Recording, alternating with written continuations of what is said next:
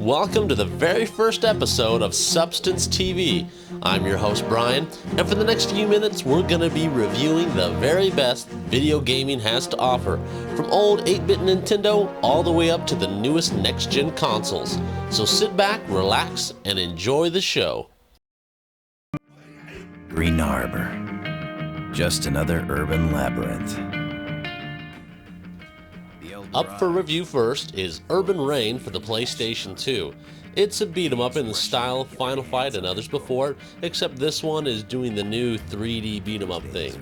This one has you playing the role of Brad Hawk. I'm a professional. I do things my way.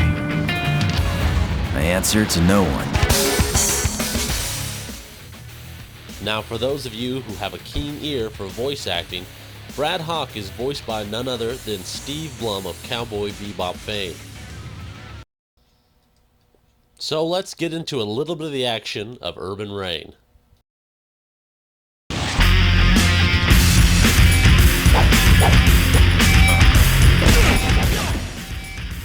As you can see, the game has its standard punches, kicks, throws, and all the standard things that are included in any 3D beat-em-up today. As far as sound goes, the game's got your standard punches, kicks, grunt sounds, which all sound pretty good. They don't do anything new, but they do the job well. Also, music is alright, could get repetitive sometimes, but it also does the job pretty well. Now, here's where the game separates itself from any other 3D beat-em-up. You actually have a counter system. You can counter a move an enemy does to you with the correct directional press and button presses. Now, while this move can be difficult at first, with the right practice and timing, it can have a devastating effect on the enemy. So you can actually counter an enemy's hold, thereby doing a counter attack and putting a combo right back on them. You can even throw two enemies at once, and so many other moves. Since the game was developed by the Tekken and Soul Calibur team, they put a nice little extra. You can play as Martial Law and Paul Phoenix, a nice little extra for those Tekken fans. When you first start playing this game, you're going to be seeing a lot of this.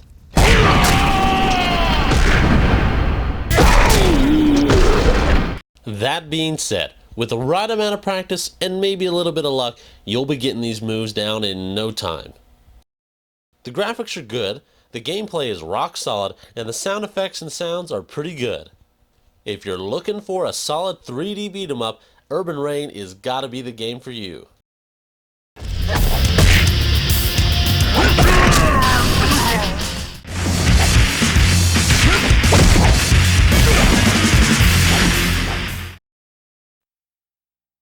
Up for review next is Einhander for the PlayStation 1.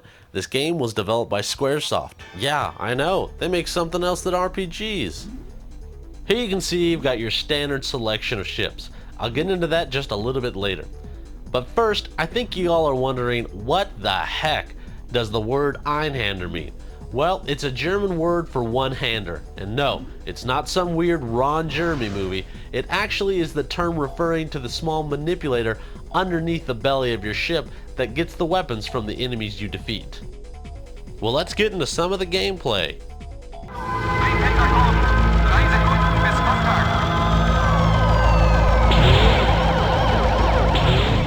From first glance, it looks like your standard horizontal shoot 'em up. But here's where it gets interesting. You see that?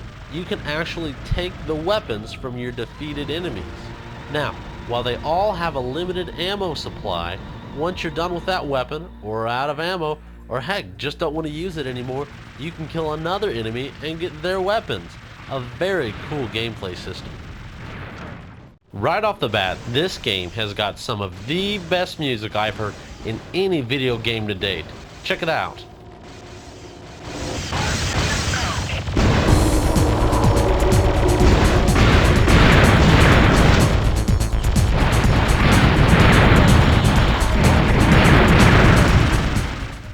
Now that is some good music. So I can already hear from some of you belly aching, but Brian, the graphics suck. Alright, so it's not the next Xbox 360 uber graphical title, But back in '97, this was one of the best looking PlayStation games, and still is. If you're looking for some graphical amazing game, why are you even playing a PlayStation 1? One other nice option for the shoot 'em up is the ability to have your speed go up or down at a touch of a button. This title is difficult to find. Don't expect to be able to go to your local GameStop or EB Games and find it just sitting on the shelves. More than likely, you'll have to probably search through eBay. A moderately priced copy will go for around $50, but it's well worth the price. So this game has it all. From great graphics, amazing soundtrack, and innovative game design, this is the game for you. If you're a fan of shoot 'em ups or good games in general, you owe it to yourself to pick up this stellar title.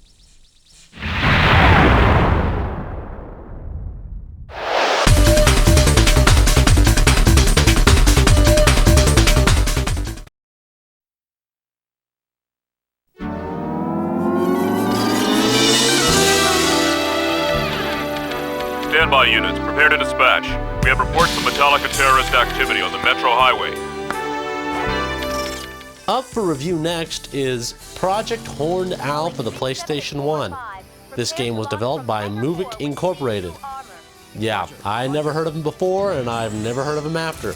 This was their first game they developed, and also their last. Alright, well let's get into a little bit of the action of Project Horned Owl.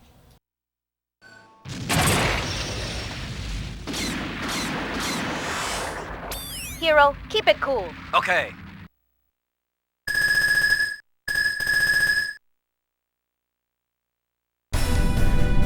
Romeo calling 37 and 45. Metallica is setting off bombs in the shopping district. South. That's right, folks. Metallica's dropping bombs. Although that's nothing new because they've been dropping bombs ever since the mid-90s. But hey, we're not talking about Metallica sucking hardcore. We're just talking about Project Horned Owl. Speaking of useless things, you can actually use your PlayStation mouse on this game. That's right. I even like it better than the gun or the controller. It controls very smoothly, reloading's a cinch, and targeting the enemies couldn't be any easier. The game is pretty much a standard light gun game. It has the standard shots, guns, bullets, sound effects, and even cheesy music to go along with it. Graphics wise, it's not gonna blow you away.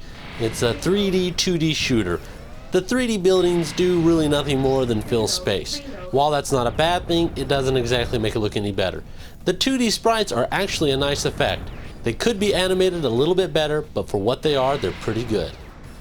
Now, you won't be blown away by the story or anything. It's your typical anime, mechs, alien sort of thing, and we've seen it done a million times, but hey, this is a light gun game. What do you expect? This game should be decently easy to find depending on where you live. At my store at EB Games, I had a couple copies there. You might have none. Best thing to do is go check eBay. In the end, this game is a fun little title to add to your light gun game collection. It doesn't do anything amazingly new, but what it does really well. It's fun for 2 players, it's got really good controls, and all in all, I like the 2D aspect of the game. If you're wanting a little niche title to collect, this is the one for you.